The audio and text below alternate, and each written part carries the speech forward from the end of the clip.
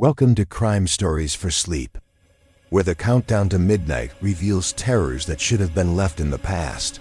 Tonight, as the world prepares to celebrate new beginnings, we venture into places where New Year's Eve never truly ends, where the clock strikes midnight again and again, trapping souls in an eternal countdown to horror. From security guards witnessing impossible celebrations to facilities where the party guests refuse to leave. Even decades after their deaths, so dim the lights. Settle in and prepare yourself for 5 disturbing true stories from security guards who learned that some celebrations are too dangerous to remember. Story 1. The Midnight Security. Marcus had worked security at the Meridian Tower for 3 years, but he'd never been assigned to New Year's Eve before. The 42-story office building in downtown Chicago normally emptied out by 8 p.m. on regular nights, but holidays were different. The building management wanted extra security during the celebration period, worried about break-ins while everyone was distracted by fireworks and champagne.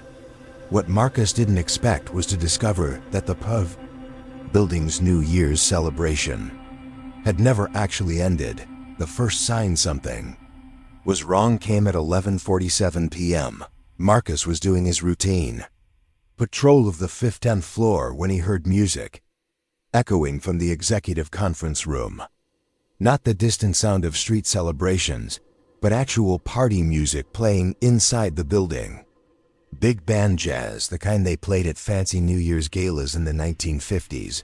He checked his radio, wondering if one of the cleaning crew had left something playing. But dispatch confirmed he was the only person in the building. Marcus approached the conference room cautiously, his hand resting on his flashlight. The music grew louder as he got closer, accompanied by the sound of laughter and conversation. Dozens of voices, all talking at once in the animated way people do at parties. But that was impossible. The building had been empty when he started his shift at 10 p.m. He'd personally checked every floor. When he reached the conference room, Marcus found the door slightly ajar. Warm light spilled out into the hallway, and he could smell cigarette smoke and expensive perfume. The voices were clearly audible now, men discussing business deals, women laughing at jokes, the clink of champagne glasses, someone proposing a toast. All the sounds of a sophisticated New Year's party in full swing. Marcus pushed the door open and stepped inside. The room was empty. Completely, utterly empty. No people, no party decorations, no bar setup. Just the long conference table, 24 leather chairs, and the city skyline visible through floor-to-ceiling windows. The lights were off, but somehow the room had seemed brightly lit from the hallway. The music and voices stopped the instant he crossed the threshold, leaving only the sound of his own breathing and the distant traffic 40 stories below. But the smell lingered. Cigarette smoke, perfume, and something else. The distinctive scent of champagne that had been left out too long, gone flat and slightly sour. Marcus checked every corner of the room with his flashlight, examined the windows for any possible entry point, even looked under the conference table. Nothing. He was alone in an empty room that had somehow been filled with party guests just moments before. Marcus reported the incident to dispatch, describing what he'd heard and experienced. The dispatcher, a woman named Carol who'd been working the security company for 15 years, was quiet for a long moment before responding. "Marcus," she said carefully, "what floor did you say you were on?" When he confirmed it was the 10th floor, conference room 1523, Carol's voice took on a strange tone. "Marcus, I need you to come back to the lobby right now. Don't investigate any more sounds. Just come back down." But Marcus was a professional. He'd been hired to secure the building, and strange sounds were exactly the kind of thing he was supposed to investigate.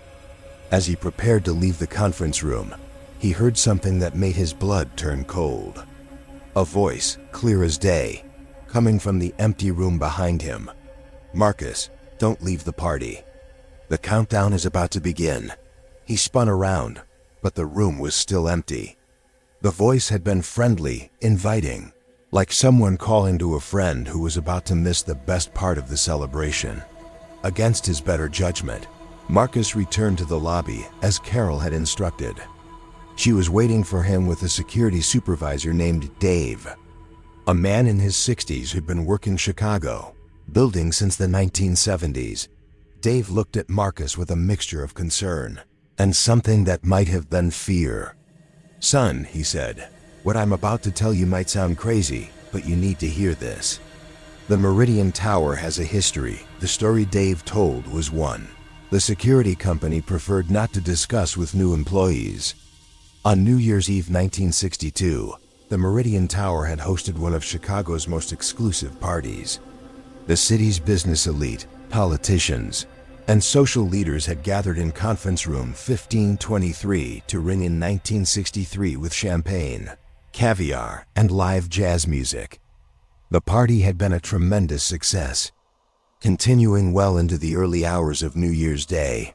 What no one realized until it was too late was that the ventilation system on the 15th floor had malfunctioned.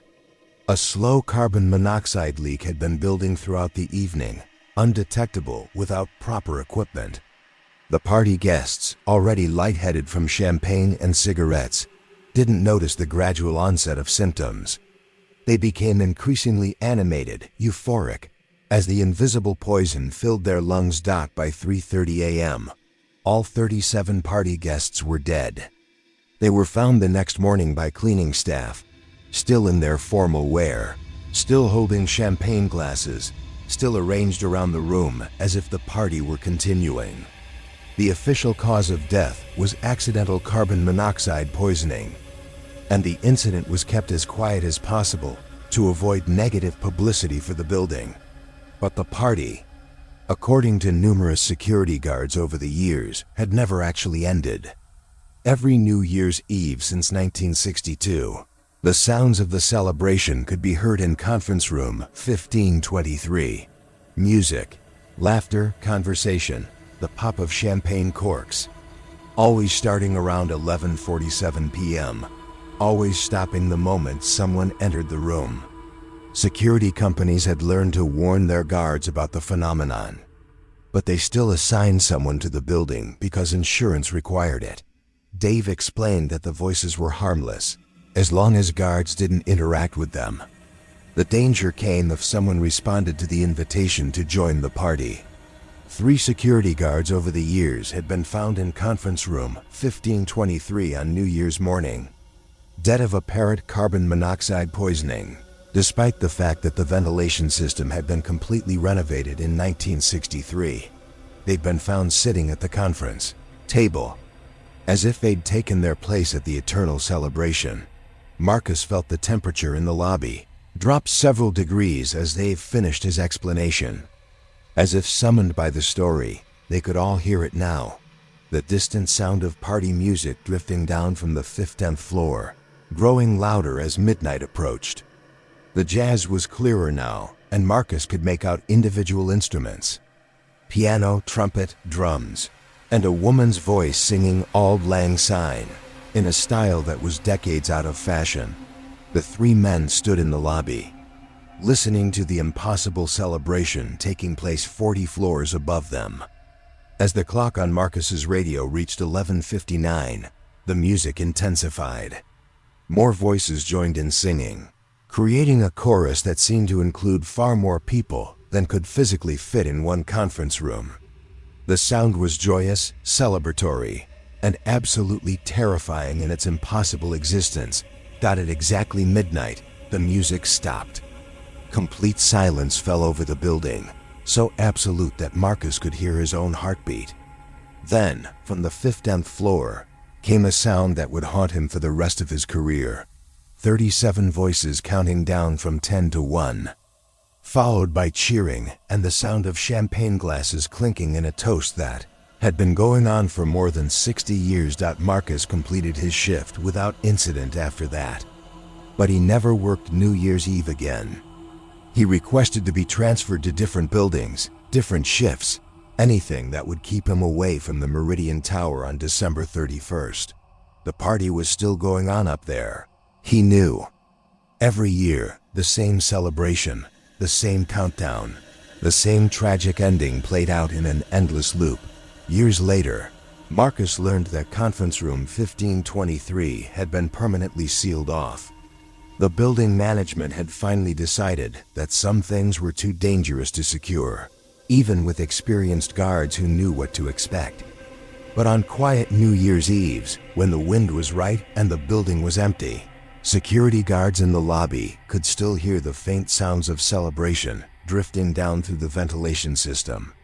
The party that had ended in death was still going strong, welcoming new guests to join their eternal countdown to midnight. Story 2. The Countdown Guard. St. Catherine's Memorial Hospital had been closed for renovation for 3 months when Elena started her security job there. The massive medical complex on the outskirts of Detroit was being converted into luxury condominiums, but the construction was moving slowly. The developers needed overnight security to protect the equipment and materials, and Elena needed the work.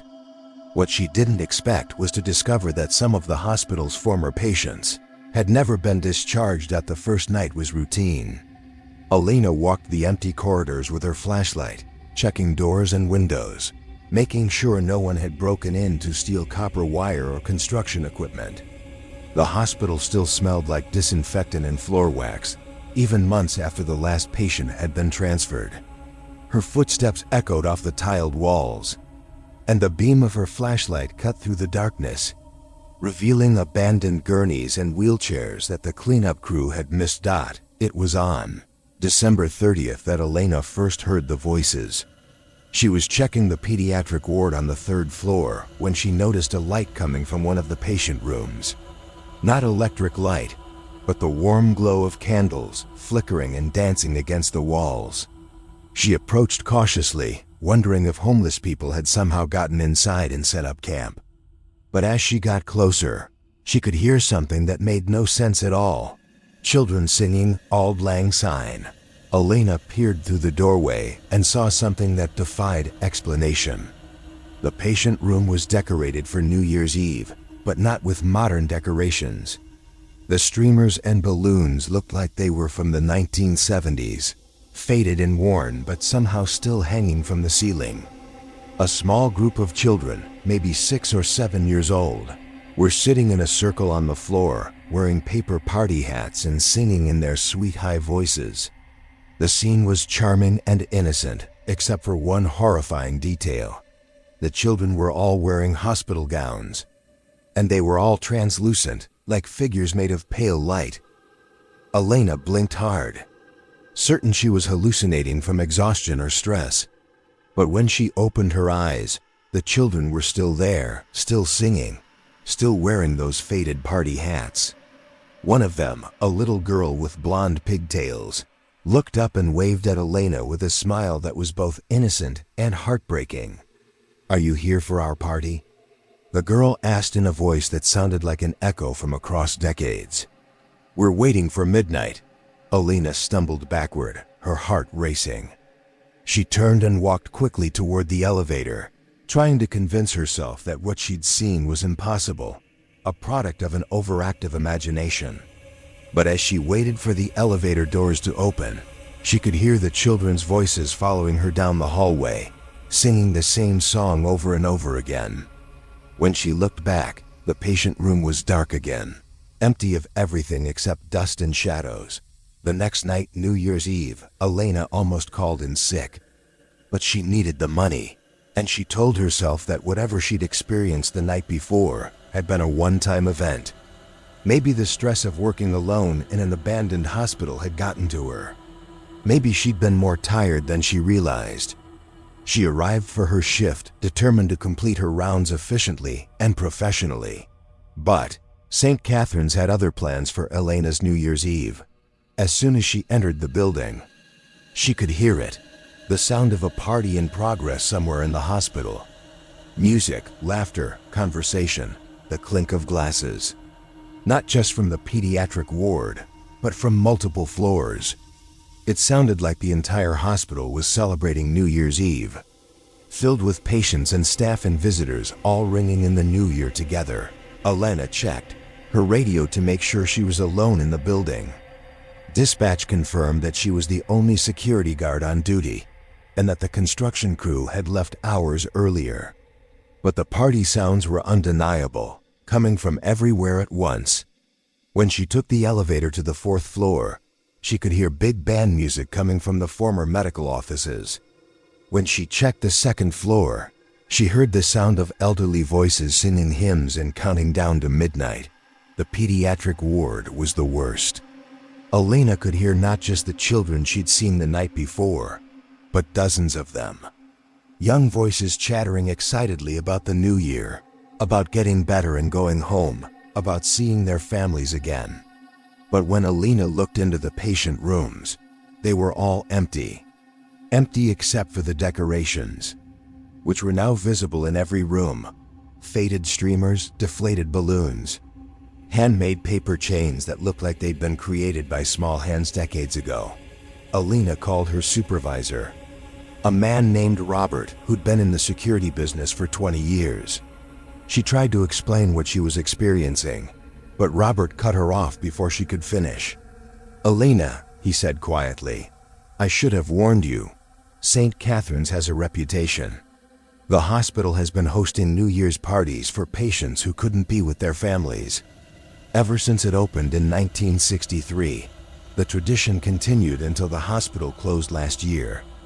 Robert explained that many of the patients who had participated in those New Year's celebrations over the years hadn't lived to see the following Christmas.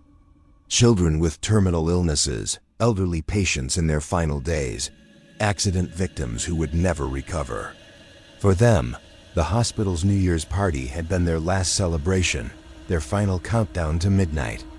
And according to multiple security guards over the years, they'd never stopped celebrating. "The important thing," Robert told Elena, "is not to participate in the party. Don't accept invitations, don't eat any food that might appear, and whatever you do, don't join in the countdown at midnight. The patients are harmless, but they want company. They want someone to celebrate with them, and if you join their party, you might not be able to leave." As Robert spoke, Elena could hear the party growing louder around her.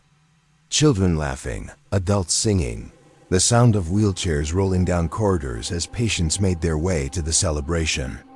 The temperature in the hallway was dropping, and Elena could see her breath forming small clouds in the air. The heating system had been turned off months ago, but this was different. This was the cold that comes with the presence of the dead dot at 11:55 p.m. Elena found herself surrounded by the sounds of the celebration. Every floor of the hospital seemed to be filled with invisible party guests, all counting down the final minutes to midnight. She could hear individual voices now, patients calling out to each other, wishing each other Happy New Year, expressing hope for health and recovery in the coming year. The voices were joyful and optimistic, filled with the kind of hope that only comes to people who have nothing left to lose. Then, at 11:59, Elena heard something that nearly broke her heart. A small voice, barely audible above the general celebration, calling out from the pediatric ward, "Miss Elena, please come celebrate with us. We saved you a piece of cake." It was the little girl with blonde pigtails, the one who had waved to her the night before. The invitation was so sweet, so innocent, that Elena almost found herself walking toward the pediatric ward to join the children's party. But she remembered Robert's warning and forced herself to stay in the main lobby, watching the clock on the wall tick toward midnight. At exactly 12 a.m., every voice in the hospital began counting down from 10. Hundreds of voices, patients of all ages who had spent their final New Year's at St. Catherine's, all joined together in one massive countdown. 10.9.9.9.5.5.4.1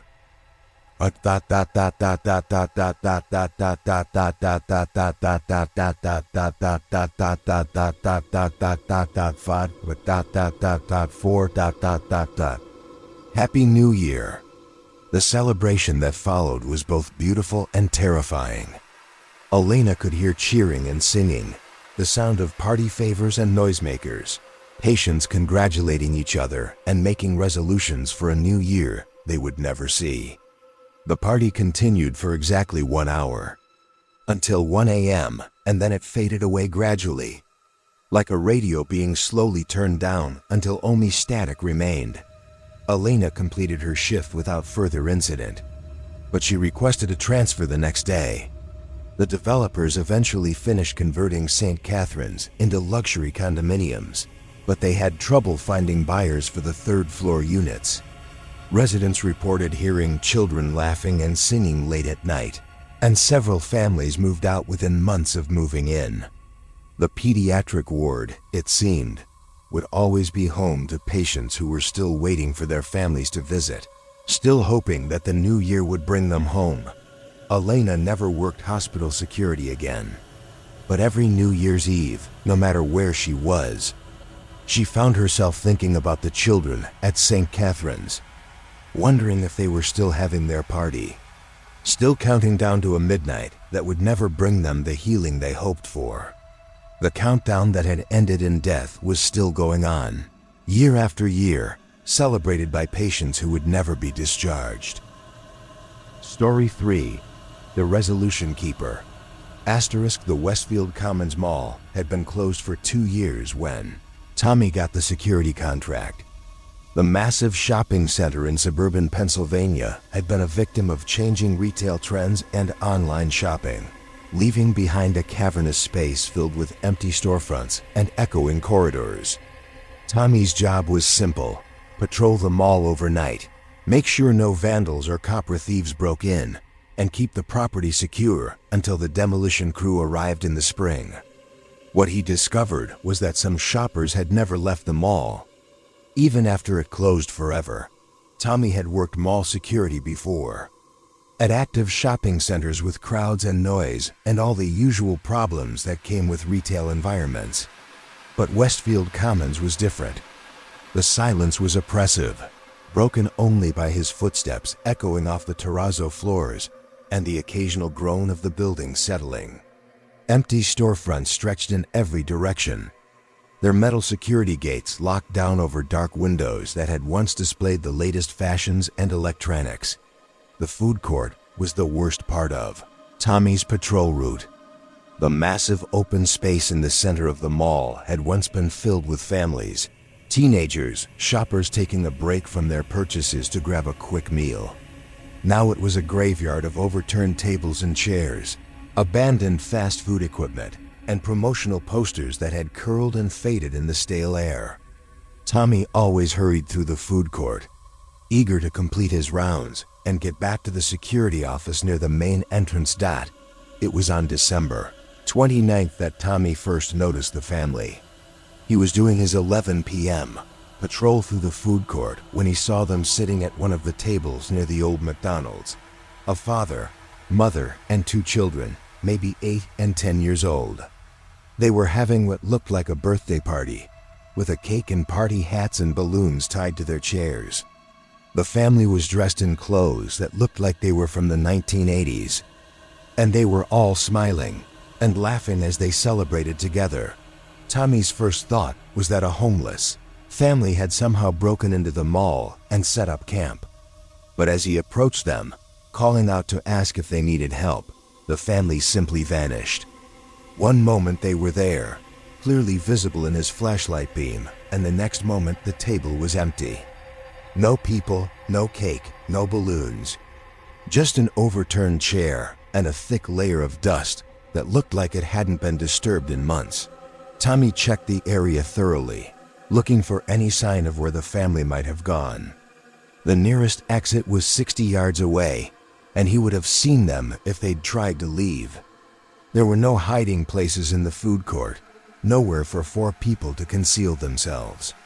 But they were gone, as if they'd never been there at all. Tommy reported the incident to his supervisor, describing what he'd seen as a possible break-in. But security cameras showed no activity in the food court all evening. The next night, December 30th, the family was back. Same table, same 1980s clothing, same celebration. But this time Tommy could hear them talking as he approached. The father was making a toast, raising a plastic cup filled with what looked like soda. To 1987, he was saying. May it bring us everything we've been hoping for. The children cheered and clapped, and the mother leaned over to kiss her husband on the cheek. Tommy stopped walking, transfixed by the scene. It was clearly a New Year's celebration, but they were toasting 1987, more than 35 years ago. As he watched, the little girl looked up and waved at him with a bright smile. "Would you like to join our party?" she asked in a voice that sounded like it was coming from very far away. "We're celebrating the new year.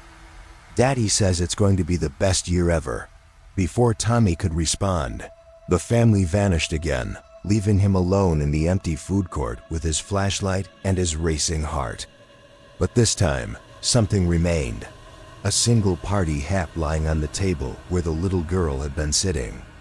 It was pink and purple with silver stars, and it looked exactly like the kind of cheap party hat that would have been sold in mall stores in the 1980s. Tommy picked it up, and it felt real, solid, warm to the touch as if someone had just been wearing it. Tommy called his supervisor again, this time describing not just what he'd seen, but what he'd found. His supervisor, a man named Gary, who'd been in the security business since the 1990s, was quiet for a long moment before responding. "Tommy," he said finally, "I think you need to know something about that mall. There was an incident there in 1987. A family was killed in the parking lot on New Year's Eve." The story Gary told was a tragedy that had been largely forgotten over the decades. The Hartwell family, David, Susan, and their children Emma and Michael, had been at Westfield Commons on December 31st, 1986, doing last-minute shopping for their New Year's Eve party at home. They'd stayed later than usual because the stores were having sales, and the children had wanted to ride the carousel one more time before the new year began. As they were leaving the mall around 11:30 p.m., loaded down with shopping bags and full of excitement about the party they were planning, a drunk driver lost control of his car in the parking lot. The vehicle jumped the curb and struck the family as they were walking to their car. David and Susan were killed instantly. The children died in the hospital early on New Year's Day, never waking up to see the 1987 they had been so excited to celebrate. The incident had made local news for a few days, but it was quickly forgotten as the city moved on to other tragedies. The mall continued operating normally, and over the years, various security guards reported seeing the family in the food court, always celebrating, always optimistic about the coming year. They appeared most often around New Year's Eve, still dressed in their 1980s clothes, still excited about the future that had been taken from them. On New Year's Eve, Tommy arrived for his shift knowing what to expect, but he was still unprepared for the intensity of the experience. The family was not only visible, but seemed more real than before. He could hear their entire conversation clearly, the parents discussing their resolutions for the new year, the children arguing over which TV shows they wanted to watch when they got home, Emma insisting that 1987 was going to be the year she learned to ride a bicycle without training wheels. The family's joy was infectious, their excitement about the future so pure and innocent that Tommy found himself smiling as he watched them. They were planning a life they would never live, making promises they would never keep, celebrating a new year they would never see. But their happiness was genuine, untainted by knowledge of what was waiting for them in the parking lot. As midnight approached, the family began their countdown. David looked at his watch and announced that they had 5 minutes until 1987 arrived. The children bounced in their chairs with excitement, and Susan began cleaning up their makeshift party supplies, preparing for the drive home. Tommy watched, knowing that this was the exact routine they had followed on their final night alive, unaware that they would never make it to their car dot at 11:59 p.m. The family stood up and joined hands around their table. They began counting down the final seconds to midnight, their voices ringing through the empty food court. 10:7.5.4.4.1. Happy New Year. They cheered and hugged each other, David spinning Susan around while the children clapped and laughed. It was a moment of perfect family happiness, preserved forever in the place where they had spent their last hour alive. Then, as the celebration continued, something changed. The family began gathering their things, preparing to leave just as they had on that fatal night in 1986. Emma picked up her purse. Michael put on his jacket, and David checked his pockets for his car keys. They were about to walk out into the parking lot where death was waiting for them, just as it had waited for more than 30 years. "Wait," Tommy called out, surprising himself with his own voice. "Don't go yet. Stay and celebrate a little longer." The family paused, looking at him with expressions of mild confusion. They had been so focused on their routine, their final night, that his interruption seemed to break the spell. For a moment, they seemed to realize that something was wrong, that they had been having the same celebration for decades. But then David smiled and shook his head. "We have to go home," he said kindly. "The babysitter is waiting, and we want to start the new year in our own house. Thank you for the suggestion, though." The family waved goodbye to Tommy and began walking toward the mall exit, just as they had 35 years ago. Tommy watched them go, knowing that they would continue this routine forever, celebrating the same New Year's Eve, planning the same future, walking toward the same tragic end that they could never escape. Tommy finished his contract at Westfield Commons, but he never forgot the Hartwell family. When the mall was finally demolished in the spring, he wondered if the family had found peace or if they were still somewhere, still celebrating, still making resolutions for a year that would never come.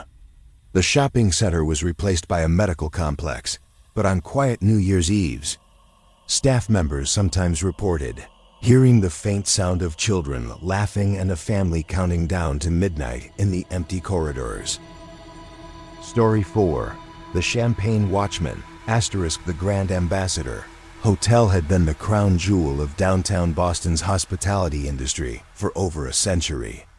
Built in 1898, the massive brick building had hosted presidents, celebrities, and society's elite in its opulent ballrooms and luxurious suites. But by 2023, the hotel was scheduled for demolition, and security guard Raymond Torres was hired to watch over the empty building during its final months. What Raymond discovered was that the Grand Ambassador's most famous New Year's Eve party was still in progress.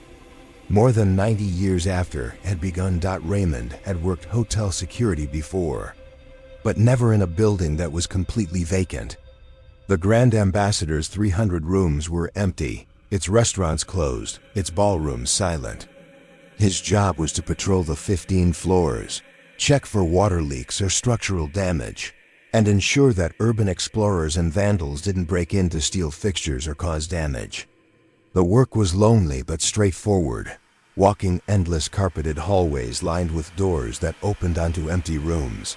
The Grand Ballroom was on the second floor, a magnificent space with crystal chandeliers, marble columns, and a ceiling painted with cherubs and gold leaf. Even empty, it was one of the most beautiful rooms Raymond had ever seen, the kind of place where Gatsby himself might have thrown a party. During his nightly patrols, Raymond often paused in the ballroom doorway to appreciate the craftsmanship and elegance of an era when hotels were built like palaces. It was on December 28th that Raymond first heard the music. He was checking the third-floor guest rooms when the sound of a jazz orchestra drifted up from below. Not recorded music, but the live sound of trumpets, saxophones, and a piano. playing the kind of sophisticated dance music that was popular in the 1920s. Raymond assumed that someone was using the ballroom for an unauthorized event, perhaps a wedding party that had rented the space before the faux show. Demolition began. Raymond hurried down to the second floor to investigate, expecting to find a crowd of trespassing party guests. But as he approached the grand ballroom, he could hear more than just music. There were voices, dozens of them, the animated conversation of a party in full swing. Men discussing business and politics, women laughing at jokes, the clink of champagne glasses and the rustle of formal clothing. It sounded like the kind of sophisticated New Year's gala the Grand Ambassador had been famous for in its heyday. When Raymond reached the ballroom entrance, he found the massive double doors standing open. Warm light spilled out into the hallway, and he could smell expensive perfume, cigarette smoke, and champagne. The party sounds were loud and clear now, a full orchestra playing, couples dancing, waiters moving through the crowd with trays of drinks. Raymond could even hear individual conversations, discussions about the stock market, plans for European vacations, predictions about what 1934 would bring. Raymond stepped through the doorway and into complete silence. The grand ballroom was empty, its chandeliers dark, its dance floor clear of everything except dust. No orchestra, no party guests, no champagne fountain. Just a vast empty space that echoed with his footsteps. But the smells lingered. Perfume, cigarettes, and something else. The distinctive scent of champagne that had been sitting too long. Gone flat and slightly bitter. Raymond searched the entire ballroom, checking behind the marble columns, examining the orchestra pit, even looking up at the balcony level. He was completely alone in a room that had been filled with party guests just moments before. The silence was oppressive after the vibrant sounds he'd heard from the hallway, and Raymond found himself hurrying back toward the elevator, eager to escape the empty ballroom's strange atmosphere. The next night, Raymond arrived early for his shift and researched the Grand Ambassador's history online. What he found explained everything and nothing. The hotel had indeed been famous for its New Year's Eve celebrations, particularly during the 1920s and 1930s. The most legendary party had taken place on December 31st, 1933. A glittering affair that was considered one of Boston's social events of the decade. Nearly 200 guests had attended, dressed in their finest evening wear, dancing to live jazz music and drinking champagne from crystal glasses. The party had been a tremendous success, continuing well into the early hours of New Year's Day. But what made the 1933 celebration particularly significant was that it had been the Grand Ambassador's final hurrah of the Prohibition era. As 1934 dawned, alcohol would be legal again, and the speakeasy atmosphere that had made the hotel's party so exciting would disappear forever. The guests had celebrated not just the new year, but the end of an era. What the historical records didn't mention, but what Raymond suspected, was that the party had never really ended. As he continued reading, he found scattered references to unexplained phenomena at the Grand Ambassador over the decades. Guests reporting music from the ballroom when no events were scheduled. Hotel staff finding champagne glasses in the morning that they were certain hadn't been there the night before. Security guards describing encounters with guests in formal wear who vanished when approached. On New Year's Eve, Raymond arrived for his shift knowing exactly what to expect. But even with that preparation, the intensity of the experience caught him off guard. As soon as he entered the hotel, he could hear the party in progress. Music, laughter, conversation. The sound of hundreds of people celebrating the arrival of 1934. The entire second floor seemed to be alive with activity, as if the Grand Ambassador had returned to its glory days for one night. Raymond made his way to the grand ballroom, and this time he positioned himself in the hallway where he could hear everything clearly without entering the room. The party was in full swing. couples waltzing to live jazz music, waiters serving champagne and hors d'oeuvres, guests mingling and networking in the sophisticated way that characterized high society in the 1930s. The conversations were fascinating. Discussions of politics and business and social events that had taken place decades before Raymond was born. As midnight approached, Raymond could hear the excitement building in the ballroom. A master of ceremonies was preparing for the countdown, asking the orchestra to prepare a special fanfare for the stroke of midnight.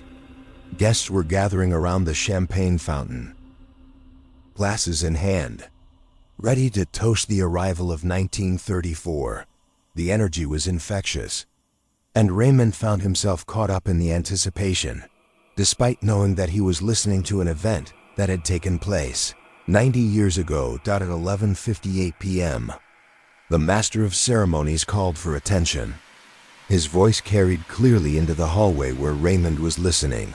"Ladies and gentlemen, as we prepare to bid farewell to 1933 and welcome the promise of 1934, let us take a moment to appreciate this magnificent evening and the friendships that have made it so special." The crowd cheered, and Raymond could hear the rustle of formal gowns and the clink of jewelry as the guests raised their glasses. Countdown began at 11:59, with the entire ballroom joining in. 10.9.8, 7.6, 5.4, .3. Happy New Year. The celebration that followed was magnificent. Cheering, the pop of champagne corks, the sound of kisses and embraces as couples welcomed 1934 together. The orchestra launched into Auld Lang Syne, and the entire gathering sang along in voices that harmonized perfectly despite being separated by decades. But then, as Raymond listened to the ongoing celebration, he heard something that chilled him to the bone. A woman's voice, clear and distinct above the general noise, called out, "Raymond dear, won't you join us? The champagne is absolutely divine, and the evening is still young." The voice was elegant and refined, with the distinctive accent of Boston's upper class from the 1930s. Someone at the party had noticed his presence and was inviting him to participate. Raymond backed away from the ballroom entrance, his heart racing. The invitation had been friendly and welcoming, but there was something about it that terrified him. The woman had known his name, had spoken directly to him across a gap of 90 years. As he hurried toward the elevator, he could hear other voices calling to him, men offering to introduce him to important business contacts, women suggesting dance partners, all of them trying to draw him into their eternal celebration. The party continued until exactly 2 a.m., the same time the historical records indicated the 1933 celebration had ended. Then, gradually the sounds faded away. Conversations became whispers. The music grew softer, the laughter quieted to gentle sighs. By 2:15 a.m., the Grand Ambassador was completely silent again, an empty building waiting for demolition. But Raymond knew that the party would return the following New Year's Eve, just as it had every year since 1933. Raymond completed his contract at the Grand Ambassador, but he never again worked on New Year's Eve. The hotel was demolished in the spring of 2024, replaced by a modern office complex. But according to workers in the new building, every December 31st, they can hear the faint sounds of jazz music and celebration coming from the second floor, as if the Grand Ballroom's most magnificent party is still in progress, still welcoming guests to ring in 1934 in style. Story 5. The Final Shift. The Riverside manufacturing plant had been closed for 5 years when Carlos accepted the security position. The massive facility outside Cleveland had once employed over 800 people producing automotive parts, but foreign competition and automation had made the operation unprofitable. Now the cavernous factory floor sat empty, its machinery covered in dust and cobwebs. waiting for a buyer that might never come.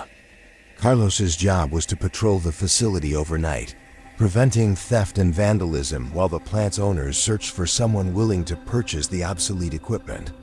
What Carlos discovered was that some workers had never clocked out.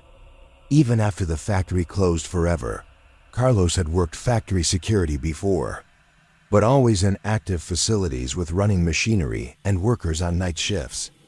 Riverside manufacturing was different.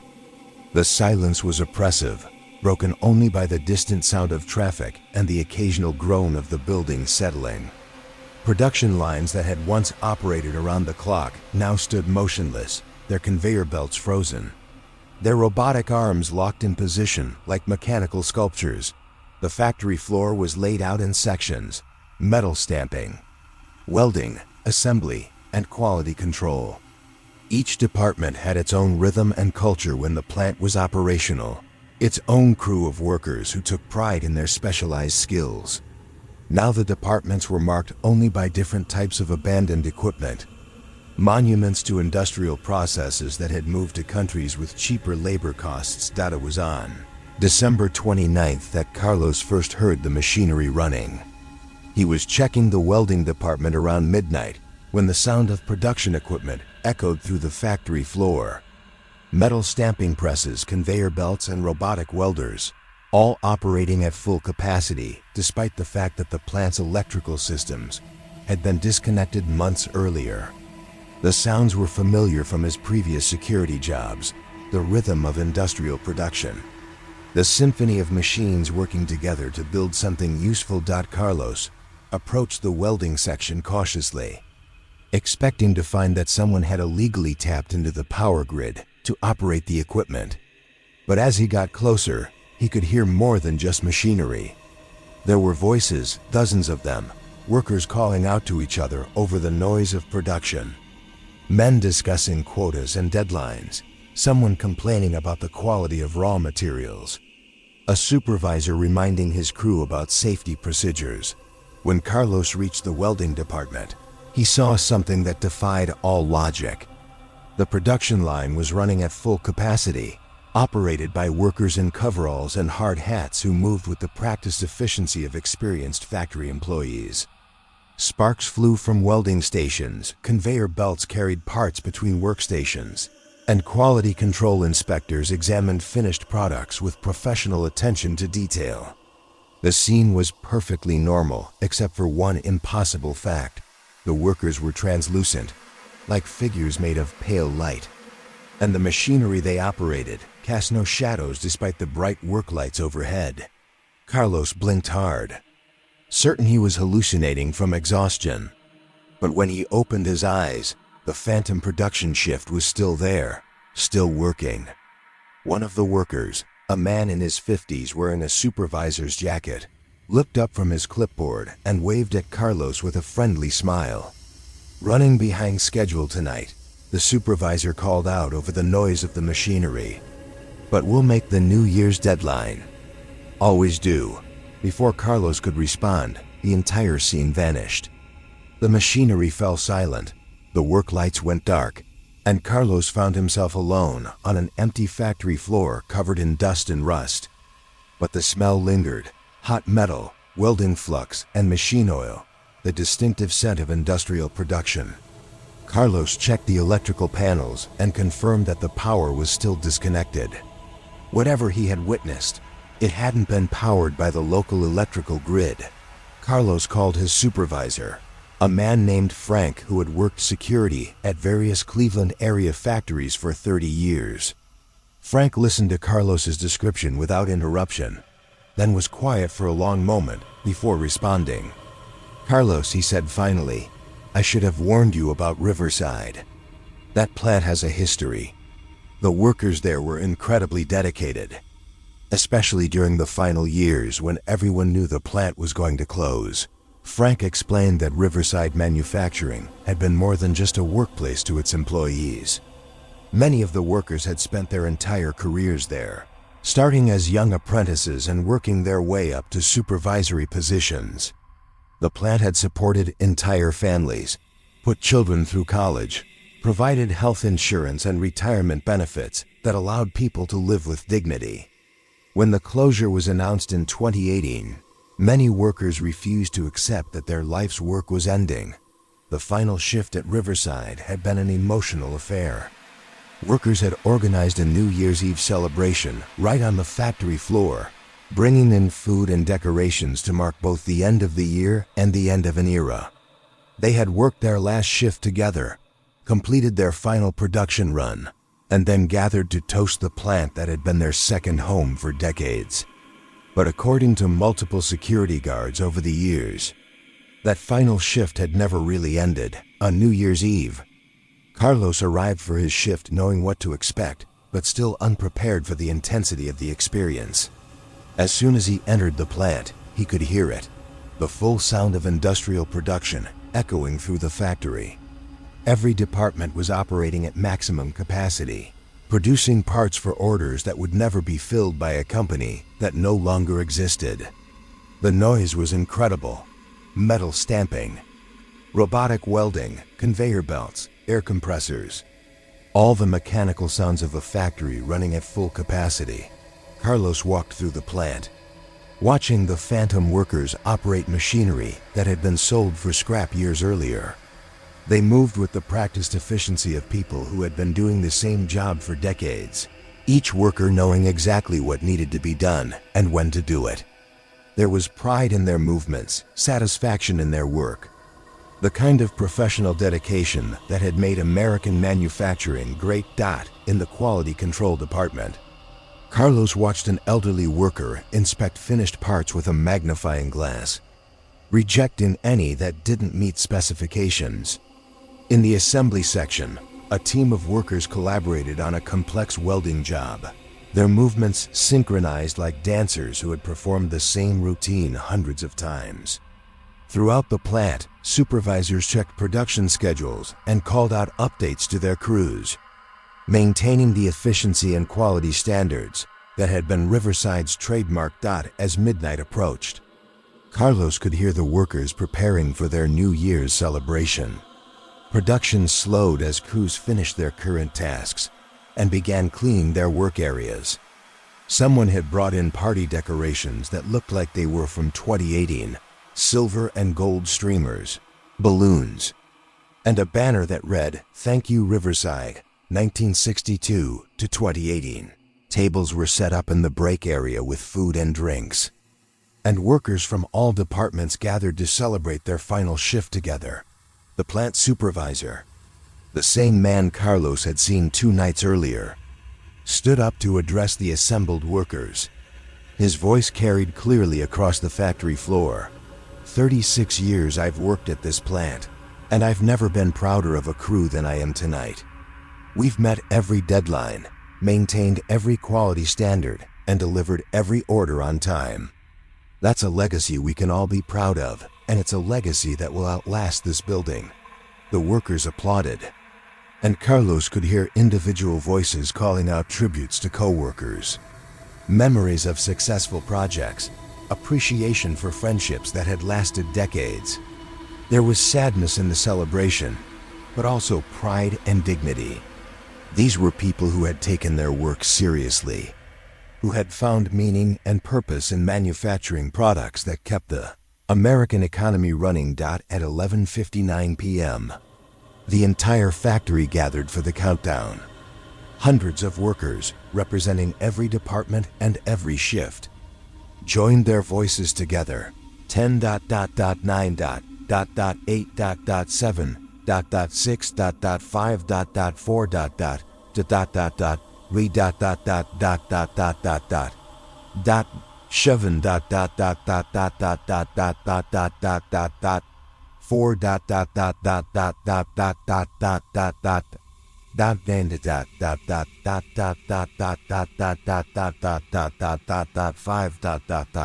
4 5 Happy New Year. The celebration that followed was both joyful and heartbreaking. Workers embracing each other, making promises to stay in touch, expressing hope that they would all find new jobs quickly. But even as they celebrated, Carlos could see that the workers were beginning to fade. Their forms became more translucent, their voices grew quieter, their movements slower. They were clocking out for the final time, ending careers that had defined their adult lives, leaving behind a workplace that had been more than just a source of income. As the celebration wound down, workers began removing their hard hats and safety gear, hanging them on hooks that no longer existed. Walking toward exits that led nowhere, the last worker to leave was the plant supervisor. He walked through each department one final time, checking to make sure all the machinery was properly shut down. All the work areas were clean. All the safety protocols were followed.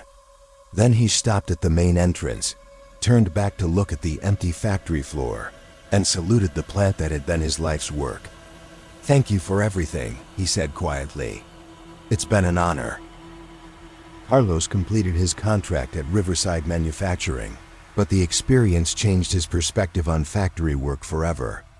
The plant was eventually demolished and replaced by a distribution center. But workers at the new facility reported strange phenomena: the sound of machinery running at night, the smell of welding and machine oil, voices discussing production schedules for orders that didn't exist.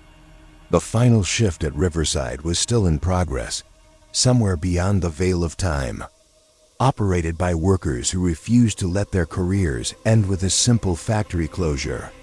Years later, Carlos learned that several former Riverside workers had died in the months following the plant closure, victims of depression, heart attacks, and other stress-related illnesses that often affect displaced industrial workers. For them, the factory had been more than a workplace. It had been their identity, their purpose, their contribution to society. And in some strange way, they had found a way to continue that work forever, maintaining quality standards and production schedules that no living person would ever see.